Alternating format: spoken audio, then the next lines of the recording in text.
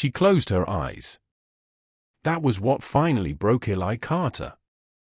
The alien woman lay crumpled against the twisted metal of a shattered dropship, her breathing shallow and ragged, her hands trembling as dark silver blood soaked into the rust-colored dust beneath her. When she saw him approach, tall and imposing in his scavenged human armor, she did not scream. She did not try to run. She did not even raise her hands in defense. She simply closed her eyes and waited to die. Across the ruined valley of Carina 9, fires burned low, painting the broken alien city in flickering reds and grays. Wrecked starships littered the skyline like the bones of dead gods, their hulls torn open, their engines cold. The battle had ended hours ago, or maybe it had been days. Time lost all meaning when survival became the only thing that mattered. Eli stopped a few steps away from her, his rifle held loosely at his side. He'd seen fear before. Hell, he'd caused it more times than he could count.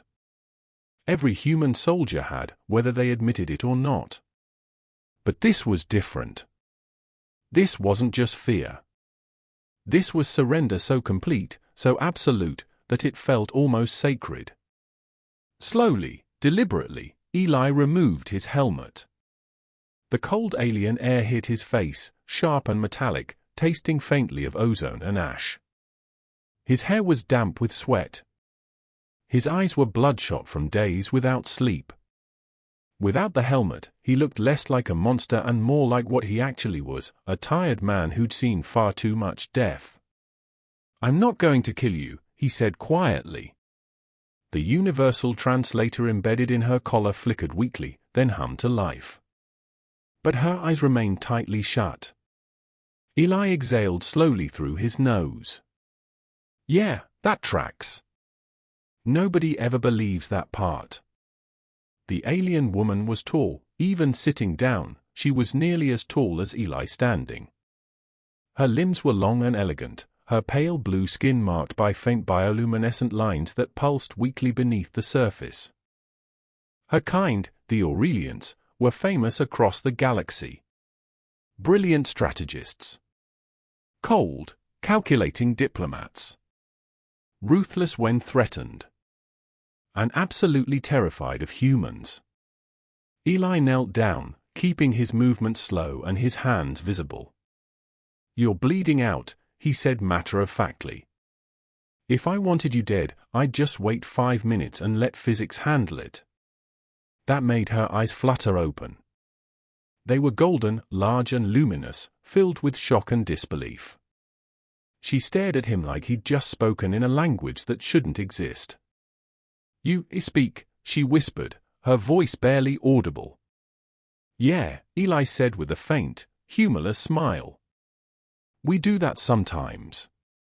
Her gaze dropped to the insignia scratched into his chest armor, a human military symbol that, according to most alien databases, was a warning sign. A mark of violence. A promise of destruction. She swallowed hard. "Why?" she asked. That single word carried the weight of centuries. Why hadn't he killed her? Why hadn't he finished what the battle had started? Why was a human kneeling beside her instead of standing over her corpse? Eli reached into his pack and pulled out a medical injector. It was human tech, battered, jury-rigged, held together with solder and prayer, but it was functional. "Because," Eli said, looking her directly in the eyes, "today's been bad enough already." She flinched when he leaned closer, every muscle in her body tensing. But she didn't run. She didn't scream. She just watched him with the quiet, terrible dread of someone who had already accepted death and couldn't understand why it hadn't come. The injector hissed softly as it pressed against her side. Nanofibers spread through the wound, knitting torn flesh together, sealing blood vessels, stabilizing her failing system. The glow beneath her skin steadied. Her breathing slowed, deepened, became less frantic. She stared at him as if he had just rewritten the fundamental laws of physics. "You spare me," she said slowly, testing the words. Humans do not spare. Eli shrugged, standing and slinging his rifle back over his shoulder. We do, he said. Just not when we're scared. Silence settled between them, heavy but no longer sharp. My name is Eli, he said after a moment. She hesitated. Then, quietly, Scene. Well, Scene, Eli said, offering his hand, looks like we're both still alive. That alone should scare the hell out of the galaxy. Scene stared at his outstretched hand for a long moment. Then, slowly, she reached up and took it. High above Carina 9, hidden among the debris field, surveillance satellites watched everything. Alien intelligence cores recorded the entire interaction frame by frame. The human removing his helmet. The medical aid. The hand extended instead of a weapon raised. Across dozens of star systems, analysts would replay this moment over and over, unable to reconcile it with everything they thought they knew about humanity. This was not how humans were supposed to behave. And that misunderstanding was about to change everything. Scene woke to silence. Not the sharp, threatening silence of a battlefield, but something deeper. Heavier. The kind of silence that wrapped around your mind and made you wonder if you were still alive or if death had simply been quieter than expected. Her eyes opened slowly. The ceiling above her was unfamiliar, pale gray metal, humming softly with power conduits running along its surface. Human design. Crude by Aurelian standards, but solid. Honest. Built to last rather than to impress. She inhaled sharply and sat up. Pain flared along her side where the wound had been, but it was controlled now. Clean. Treated. She was alive. The realization sent a cold ripple of unease through her chest. Alive. In a human shelter. Her gaze snapped around the small room. The space was reinforced with scavenged plating from at least 3 different ship types. Weapons lined one wall, neatly arranged, meticulously maintained. Tools and half-assembled devices cluttered another table. Everything in the room screamed survival, improvisation, and stubborn refusal to die. And there, near a console patched together from alien and human technology, stood Eli. He had his back to her, sleeves rolled up, hands buried deep inside the exposed machinery of a power unit. Sparks flew as he adjusted something with a multitool, muttering under his breath in what sounded like creative profanity. "You're awake," he said calmly, without turning around. Scene froze. He knew. He'd always known. "How?" she asked. He glanced over his shoulder, one eyebrow raised. "You gasped pretty loudly." "Of course." Human senses were absurdly sharp for a species that claimed to be barely evolved apex predators. "You could have killed me while I slept," she said carefully. "Yeah," Eli replied, turning back to his work. "But that would have been rude." Scene studied him carefully now. No helmet. No weapon within easy reach. His movements were relaxed but deliberate, like a predator that had chosen not to strike but could at any moment. "You are not what we were told," she said quietly. Eli snorted. "Funny. We say the same thing about you people." She swung her legs over the edge of the cot, testing her strength.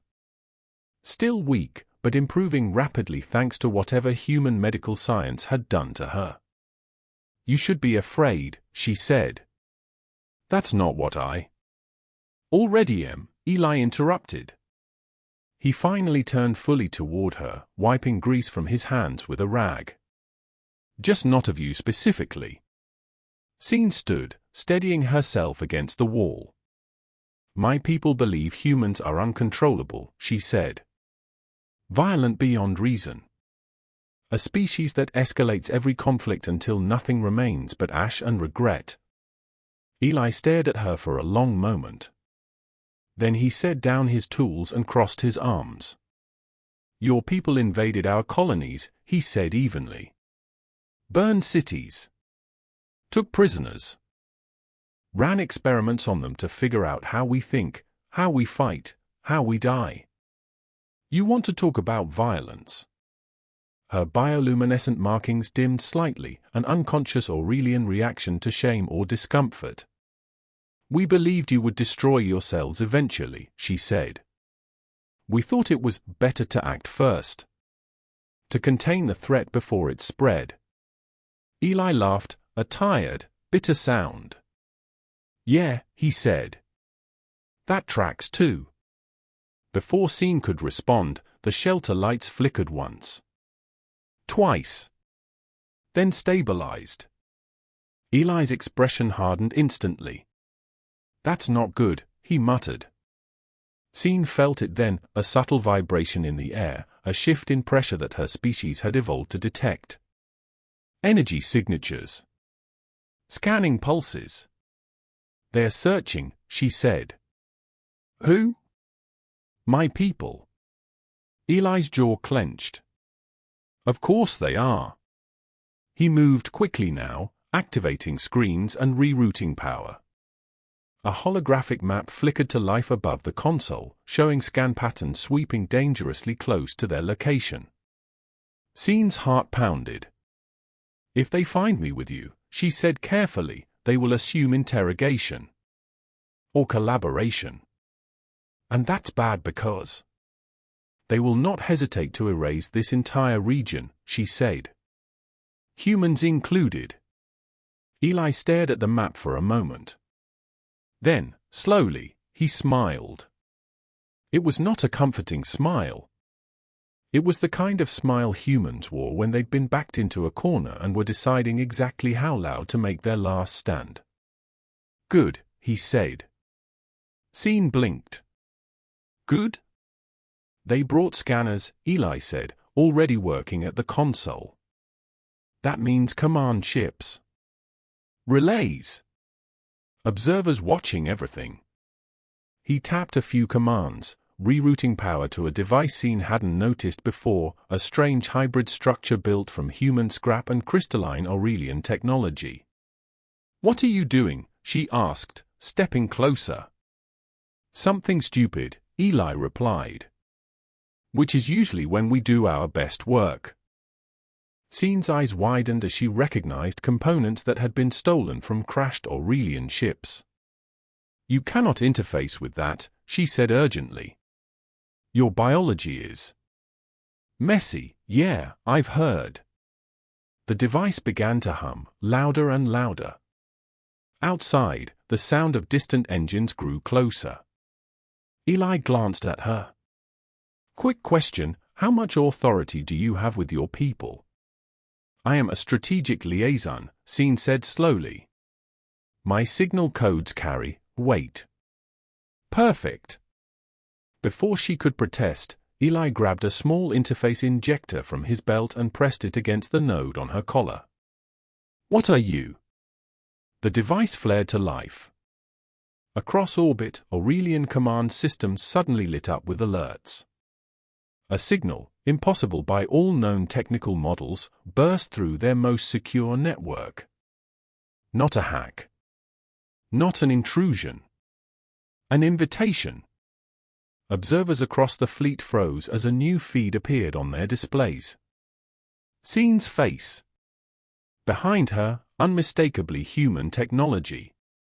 And beside her, a human, alive, unrestrained, unafraid. Gasps rippled through command chambers across the entire fleet. This is Scene of the Aurelian Strategic Command, her voice echoed across the stars, steady despite her racing heart. I am alive. And I am under the protection of a human. Eli leaned into the frame and waved casually. Hi, he said.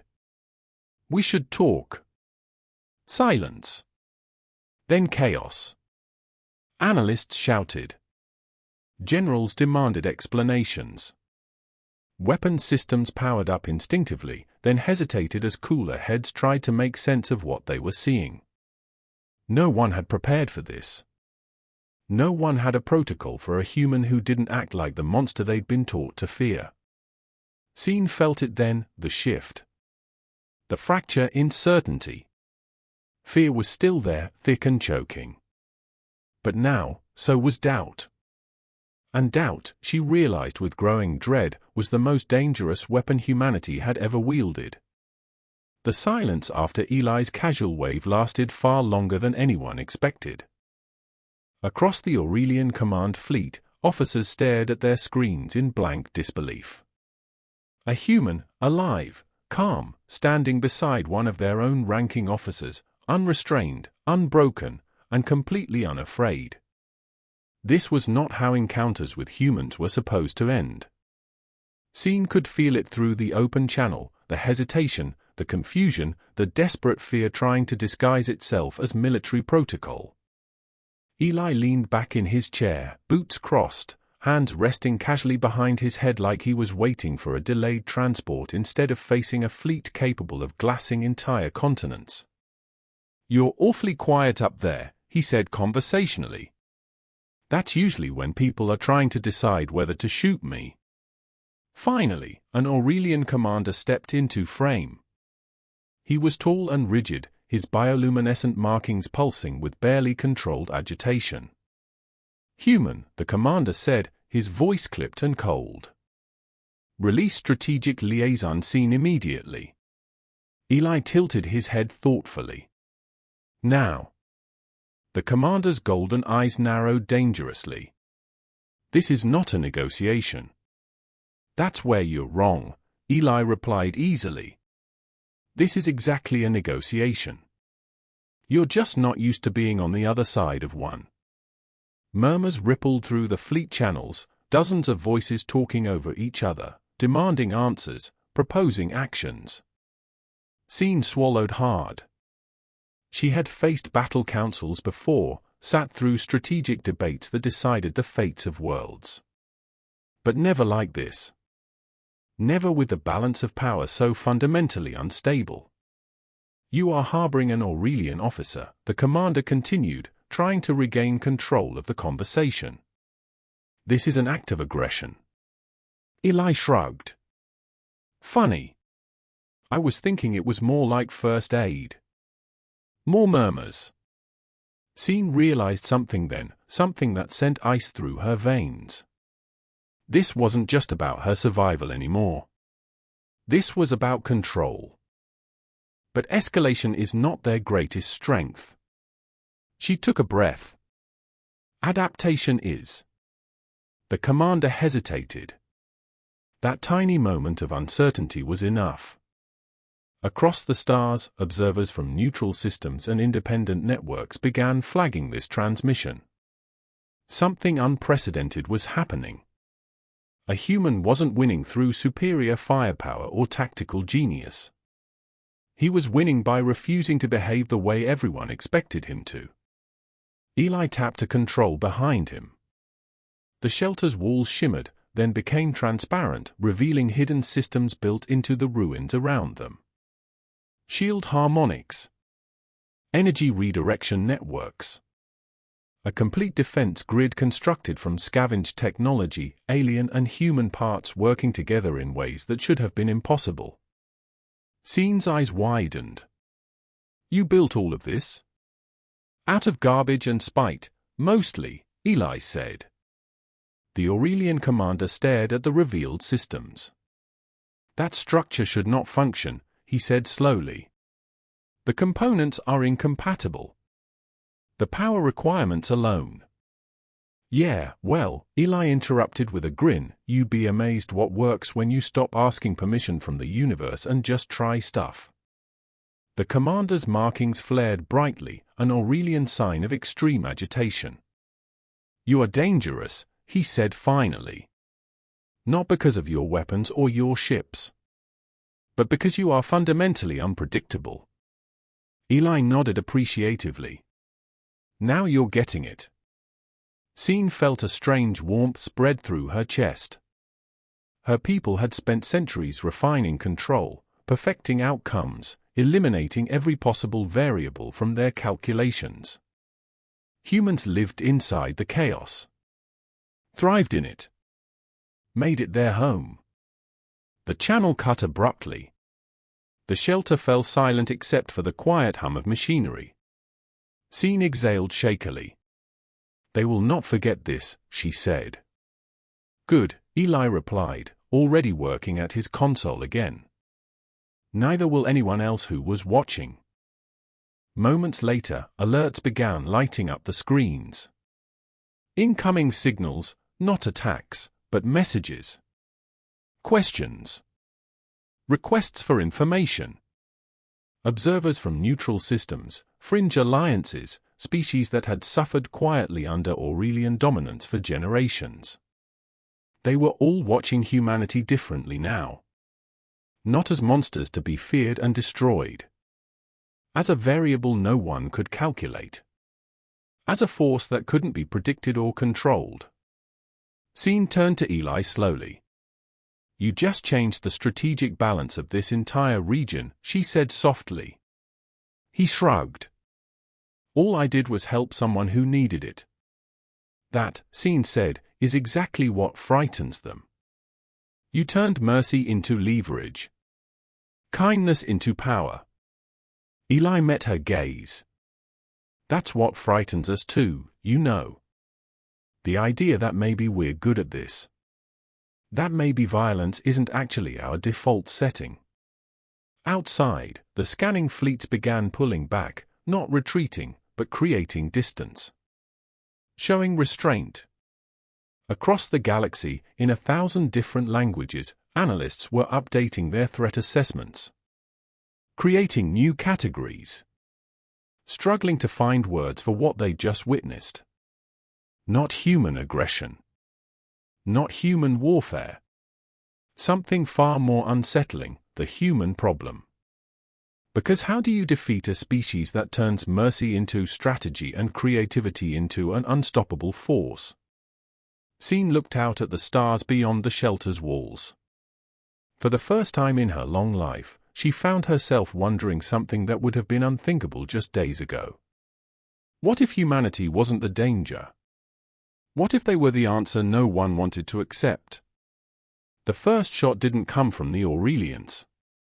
That was the part no one expected. A sharp flash lit the edge of the horizon, followed by a tremor that rattled the shelter's walls hard enough to knock tools off tables. Eli was on his feet instantly, hands flying across the console with practice speed. "That wasn't them," he muttered, pulling up sensor data. Scene felt it too. The energy signature was all wrong. Cruder.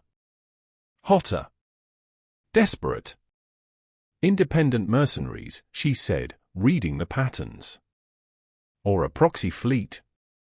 Someone who doesn't want this situation to continue." The tactical map updated rapidly. 3 vessels had dropped out of fold space just beyond the Aurelian scanning perimeter. No diplomatic identification codes.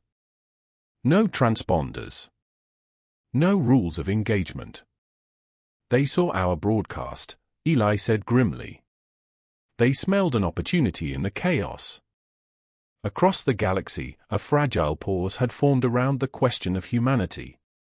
A moment of civilizational uncertainty. These ships intended to shatter it before anyone could think too carefully about what Eli had just proven. Warning sirens howled. The shelter shuddered as debris began raining down outside, the first ranging shots finding their targets. "Your defenses won't hold against dedicated warships," Scene said urgently. Eli flashed her a tight smile. "Good thing I'm not trying to hold, then." He slammed a large switch mounted on the wall. The ground beneath them hummed ominously, then shifted. Scene gasped as the shelter's outer plating began to unfold like mechanical petals, revealing buried structures that had been hidden beneath the city ruins. Power surged through conduits scavenged from 3 different alien species. Lights flickered on in sequence, creating a web of energy that stretched far beyond what should have been possible with this level of technology. You hid an entire defensive grid under a destroyed city. Scene asked, incredulous. People stopped looking carefully at rubble, Eli replied. Humans learned that lesson the hard way. Multiple times, actually. The mercenary ships fired again, heavier weapons this time, meant to crack bunkers and melt armor. The beams bent impossibly in mid-air, curved like light through water, and slid harmlessly into the upper atmosphere. Scene stared in complete disbelief. You're redirecting phase energy weapons. With human technology. That should be impossible, yeah. Eli was working frantically now, sweat beading on his forehead. Built it using math I don't fully understand and instincts I trust more than instruction manuals. Across nearby star systems, sensors spiked. Military observers from a dozen different species leaned forward, suddenly paying very close attention. This was no longer a quiet diplomatic anomaly. This was a statement written in bent physics and improvised engineering. The mercenary fleet hesitated. Just for a moment. That moment was fatal. A pulse rippled outward from Eli's hidden grid, not destructive, but massively disruptive. Communication array screamed with interference. Weapon targeting systems flickered and died. Engine controls became sluggish and unresponsive. Eli had turned defense into chaos, and chaos into a weapon all its own. What are you doing? Scene whispered. Showing them something important, Eli said, his fingers dancing across the controls. Humans don't just fight back. We rewrite the rules while we're fighting. The mercenary leader's face burst onto their channel, wild-eyed, furious, completely out of his depth. You have no authority here, the alien shouted. Stand down immediately. Eli leaned toward the microphone. Authority's overrated. Results are what matter. Then he did something that made Scene's blood run cold. He opened the channel to everyone. Every observer. Every fleet. Every listening system within a dozen light-years. This is Eli Carter, he said simply. I'm human. The galaxy listened. You're all watching because you're afraid, Eli continued, his voice calm and measured. You're trying to figure out if we're monsters or miracles. If we're a threat to be eliminated or a force to be understood. The mercenary ships began retreating, their systems still disrupted but functional enough to flee. Here's the truth, Eli said. We're neither. He glanced at Scene. We're problem solvers. That's all we've ever been. And the biggest problem in this galaxy right now is that everyone keeps choosing violence first and asking questions later. The final pulse from his defensive grid washed over the fleeing mercenary ships, disabling them completely without destroying a single vessel. They drifted in space, powerless but alive. The message was crystal clear, humans could win without annihilation. Silence followed. Deep and profound. Then something extraordinary began to happen. Aurelian command ships adjusted their formation, not to attack, but to create a defensive perimeter. Protecting the area where a human had just demonstrated restraint at scale. Neutral fleets that had been maintaining wary distance began moving closer instead of away. Independent systems that had been watching nervously started broadcasting support. Scene's breath caught in her throat.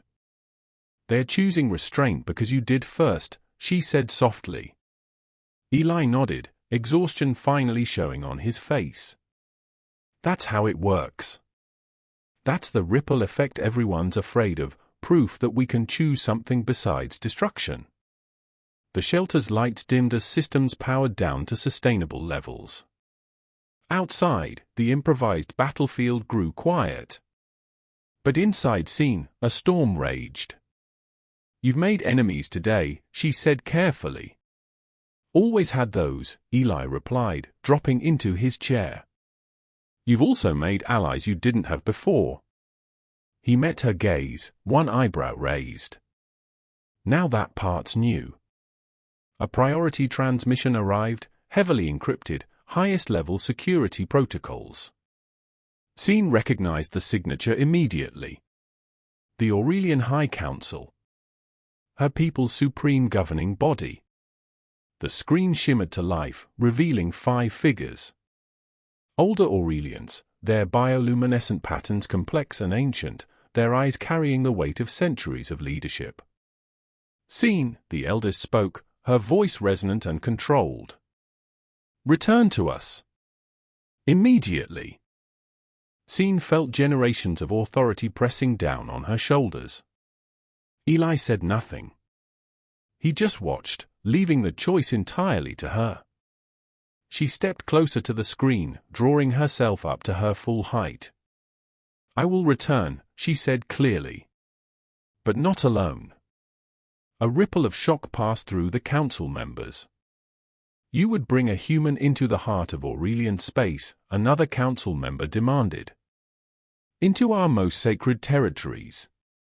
Yes, Scene said firmly. Because if we do not take the time to understand them now, truly understand them, then someone else will. And they will not be kind about it. They will weaponize our ignorance. Eli raised an eyebrow but remained silent. No pressure or anything, his expression seemed to say. Scene allowed herself the faintest smile. The council members conferred silently, their markings flickering in complex patterns, the Aurelian equivalent of heated debate. Finally, slowly, they nodded. Bring him, the eldest said. But know this, Scene, you are responsible for whatever happens. The consequences will be yours to bear. The channel closed. Eli exhaled slowly. Well, he said. That's definitely new. You understand what this means? Scene asked, turning to face him.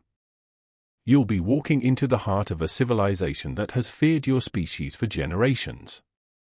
That has built its entire defensive doctrine around containing you.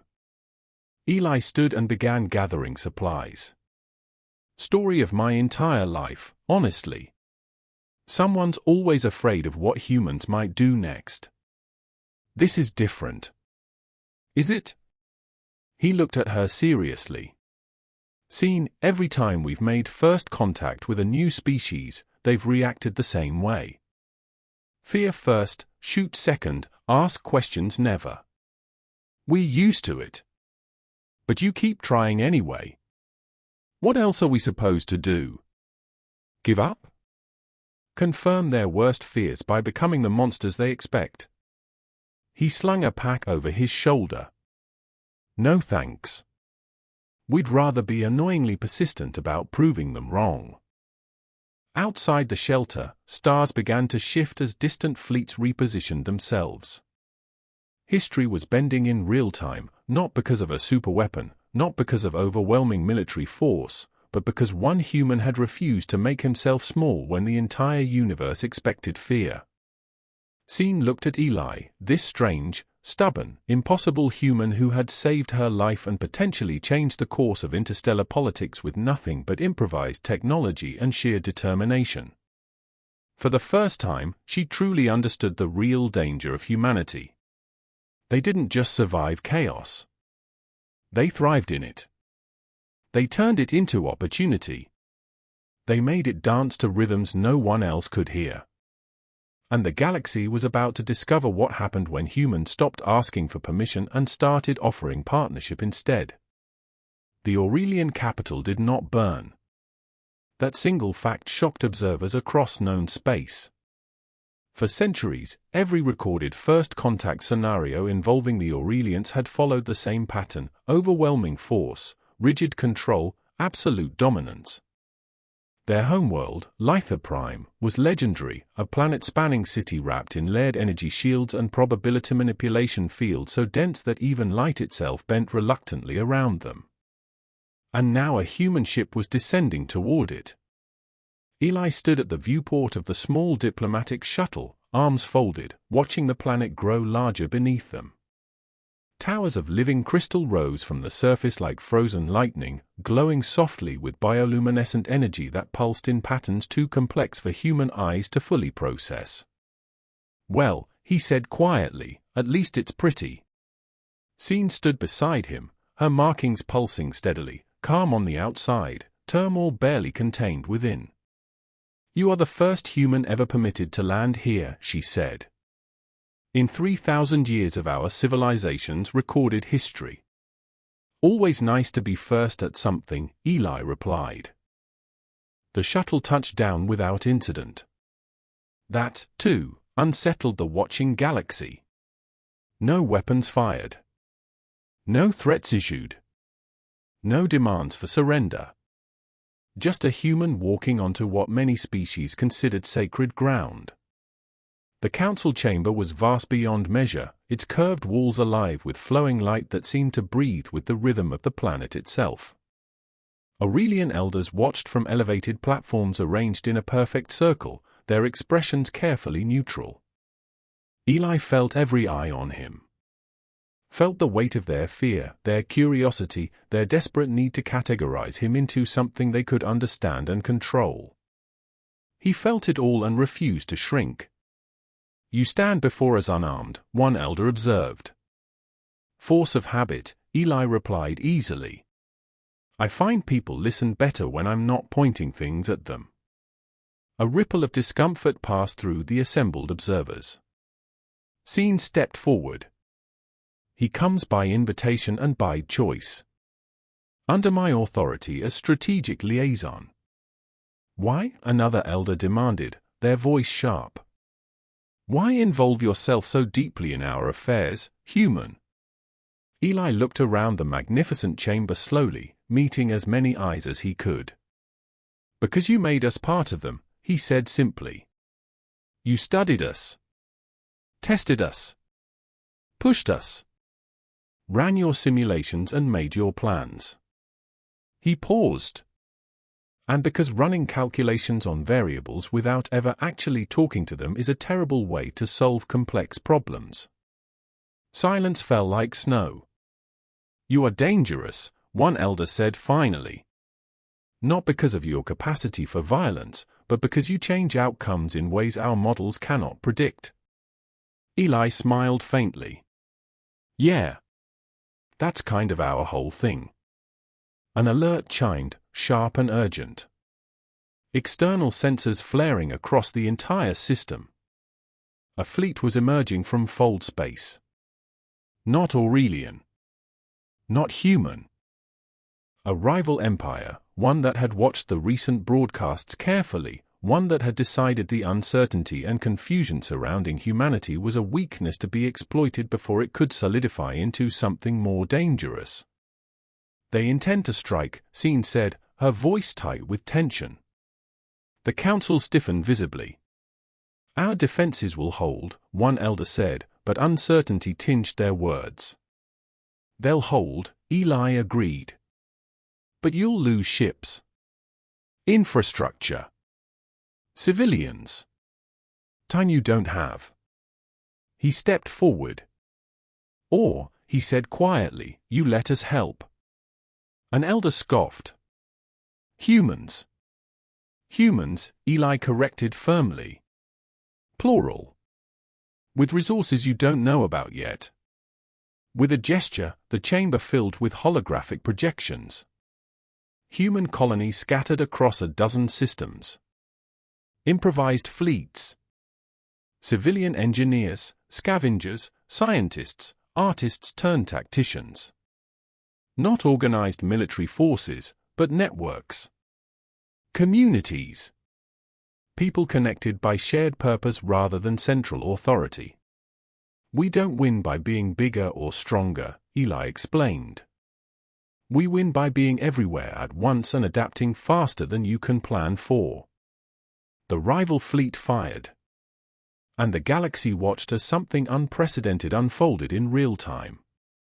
Human signals lit up across local space, not unified by command structure, but by rapid coordination and shared intent.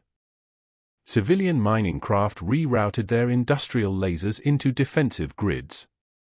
Old communication networks rewrote their own protocols on the fly. Scientific stations shared shield harmonics. Trade vessels formed impromptu barriers. No central authority. No grand strategy. Just cooperation at a scale and speed that defied every model the Aurelians had built to understand organized civilization. The incoming attack fractured against layers of overlapping, constantly shifting defenses. Energy dispersed, redirected, absorbed through what looked like chaos but was actually thousands of individual decisions working in loose harmony. The rival fleet's second volley never came. They retreated, their commanders unable to find a predictable target in the maelstrom of human improvisation. The battle ended before it had truly begun. The Aurelian Council stared, not at human technology, but at the human method. "You do not seek to dominate through strength," the eldest said slowly, as if the realization was physically painful. "No," Eli replied. "We seek to survive with as many options left open as possible." Scene felt something fundamental shift inside her worldview, a crack spreading through certainties she'd held her entire life. This was the moment. Not a military victory or a diplomatic coup. A redefinition of what power could mean. The council rose as one, a gesture of respect rarely given to any outsider. "We will revise our stance on humanity," the eldest declared formally. Not as a threat to be contained, but as a partner to be understood. Eli let out a breath he hadn't realized he'd been holding. "Good," he said. "Because honestly, we make terrible enemies but surprisingly good neighbors once you get past the first impression." Later, as stars drifted past the viewport once more, Scene stood beside Eli in the observation deck of the diplomatic quarters they'd been assigned. Litha Prime rotated slowly below them, its crystalline towers catching starlight and refracting it into patterns of impossible beauty. "You changed everything today," Scene said quietly. Eli shook his head. "No. I just didn't do what everyone expected. There's a difference." "That," she said, turning to look at him directly, "is precisely what makes humans so dangerous. You refuse to be predictable. You turn expectations into weapons. Is that what you think we did?" "I know it's what you did. I watched you do it." She paused. "And I helped you." They stood in companionable silence for a moment, watching distant ships adjust their formations, alliances forming, old certainties crumbling, new possibilities emerging from the rubble of assumptions. "What happens now?" Eli asked. "Now," Scene said, "the real work begins. Understanding. Communication. Building something that doesn't require crisis to bring us together." "Sounds boring." She smiled, a gesture she'd learned from him. "It will be. Long, tedious diplomatic sessions. Cultural exchange programs. Joint research initiatives. All the unglamorous work of actually getting to know each other. Still better than shooting at each other. Marginally." Eli laughed, and Scene realized she'd made a joke. Something that would have been unthinkable for her just days ago. Humanity was changing her. Not through force or manipulation, but through example. A soft chime announced an incoming message. Eli pulled up the holographic display. It was from Earth, from the Human Coalition's diplomatic corps. They'd been watching everything, of course. Monitoring the unprecedented events unfolding in Aurelian space. The message was simple: don't screw this up. All of humanity is counting on you. Eli snorted. "No pressure. Do you feel it?" Scene asked. "The weight of representing your entire species." "Every damn day," he admitted. "But here's the thing, I'm not special. Any human in my position would have done more or less the same thing. We're all just trying to figure it out as we go. That is what I find most fascinating about your species, Scene said thoughtfully. You have no ground plan. No ultimate strategy. You simply respond. Adapt. Persist. We're very good at being stubborn. It's more than stubbornness.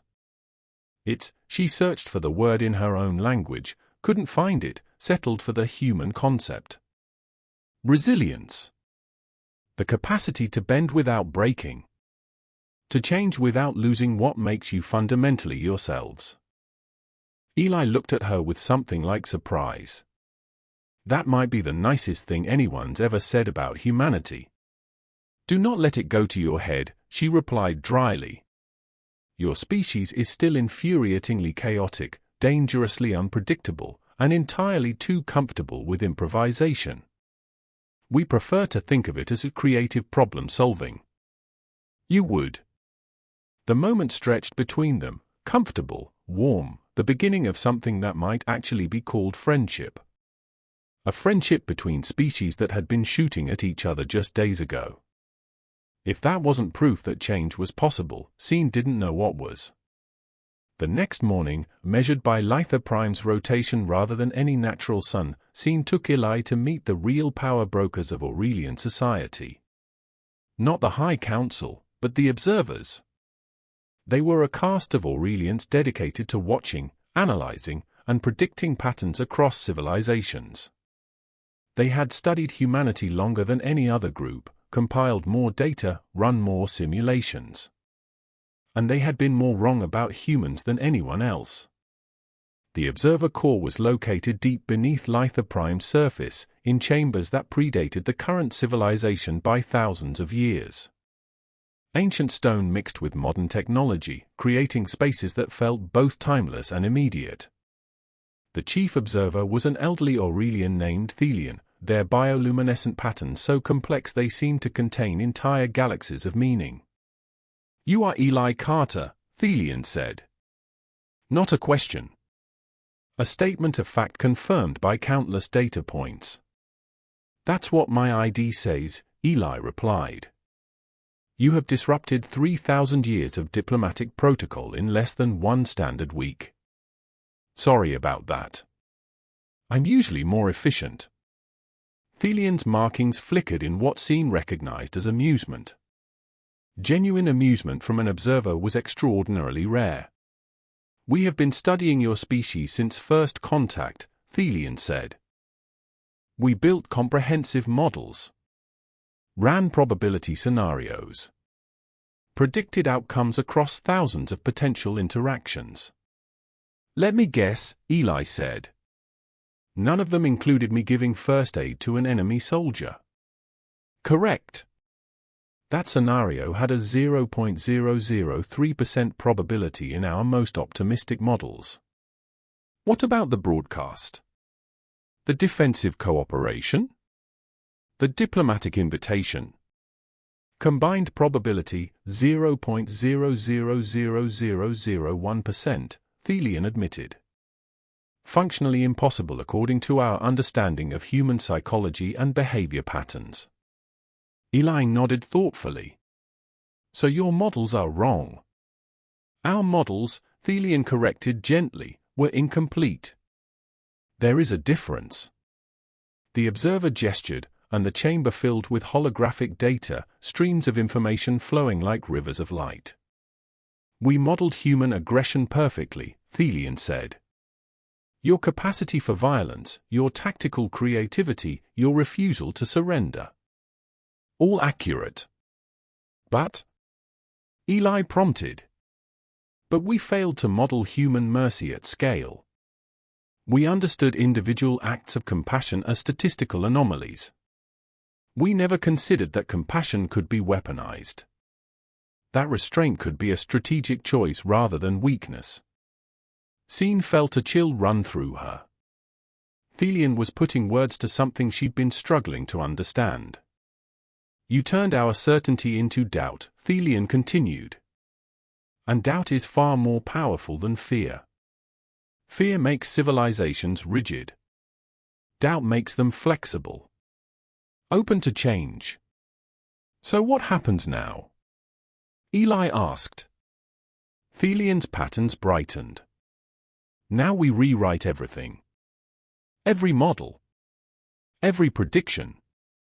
Every assumption about what humanity is and what humanity might become. That sounds like a lot of work. It will take generations, Thelian agreed. But it is necessary. Because you have proven something we thought impossible. What's that? That evolutionary adaptation happens faster than we predicted. That species can change their own destinies. That the future is not fixed. Eli smiled. Welcome to the human experience. We figured that out about 10,000 years ago. It's terrifying and liberating in equal measure.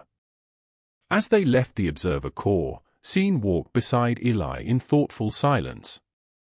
What are you thinking? He asked. That my entire civilization just had its worldview fundamentally challenged by one tired soldier who refused to act like the monster we expected. Is that a good thing or a bad thing? She considered this carefully. It is a necessary thing, she said finally. Change is never comfortable. But stagnation is death. You reminded us of that. They emerged into sunlight, Litha Prime star finally clearing the horizon, bathing the crystal towers in golden light. There's something I need to tell you, Scene said. Eli stopped, turned to face her. That sounds ominous. Not ominous. Honest. She took a breath. I volunteered to be your liaison for a reason. I was one of the strategic planners who helped design the containment protocols for humanity. I analyzed your weaknesses. Recommended strategies to exploit them. Eli was quiet for a moment. And now? Now I believe I was wrong. Not about your capacity for violence, that's real enough. But about what drives it. I thought humans were aggressive by nature. I didn't understand that you're defensive by instinct.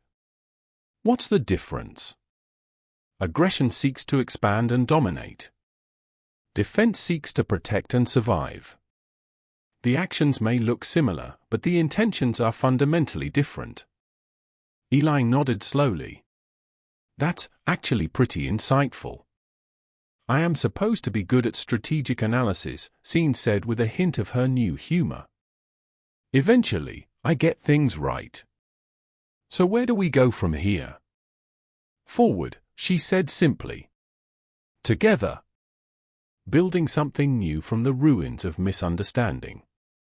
They walked back toward the diplomatic quarters, two beings from different worlds, learning to see each other clearly for the first time. Behind them, the Aurelian homeworld continued its ancient rotation. But nothing would ever be quite the same again. 6 months later, Eli stood in a very different chamber. This one was human-built, located on a neutral station at the border between human and Aurelian space. Representatives from 17 different species filled the seats, some humanoid, some decidedly not, all of them there for the same reason. To witness the signing of what was being called the Mercy Protocol. It was an agreement unlike any that had come before in galactic history. Not a peace treaty, those implied prior conflict and enforced separation. Not an alliance, those implied shared enemies and military cooperation. This was something new. A framework for communication. For understanding. For choosing curiosity over fear when encountering the unknown. And it had started because one human had refused to kill someone who expected to die. Scene stood beside him, now officially the Aurelian ambassador to humanity. Her markings had grown more complex over the months, incorporating new patterns that represented her experiences with humans. Nervous, she asked quietly. Terrified, Eli admitted. This is way more responsibility than I signed up for. You saved my life on a battlefield and accidentally changed interstellar politics. I think you can handle a signing ceremony. When you put it that way, it sounds absurd. It is absurd, Scene agreed. That is why it worked. Rational actors following predictable patterns created the problems we face. It took an irrational act of mercy to begin solving them. The ceremony proceeded with the usual diplomatic formality. Speeches were made. Documents were signed. Representatives from various species pledged to attempt understanding before resorting to violence. It was, Eli thought, a small thing in the vast scope of galactic civilization. But small things had momentum. Small choices cascaded into larger consequences. One act of mercy, repeated across 1,000 worlds, might actually change something fundamental about how species interacted. Or it might not. But it was worth trying. After the ceremony, Eli and Scene stood at an observation window, watching ships from a dozen different civilizations docking and departing in careful coordination. "Do you think it will last?" Eli asked.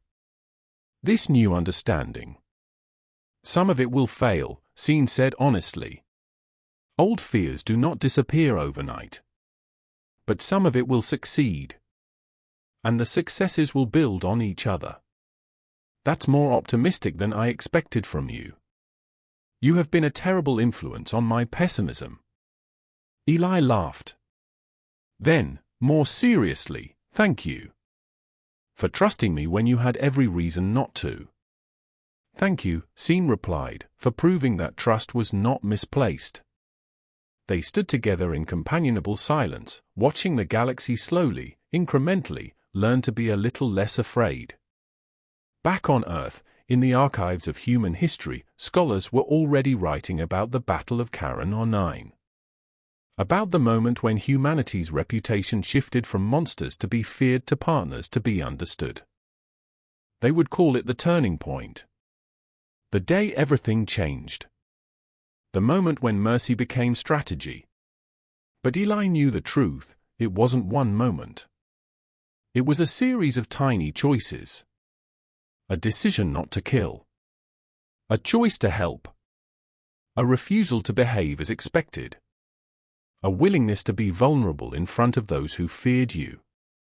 Small moments that built into something larger than any individual could have planned. That was the real human superpower, he realized. Not violence. Not resilience. The ability to choose compassion even when fear would be easier. The capacity to see potential in the unknown instead of just threat. The courage to be unpredictable in the best possible ways. The galaxy had expected monsters. Instead, it found humans. And that, it turned out, was far more dangerous to the status quo than any weapon could ever be.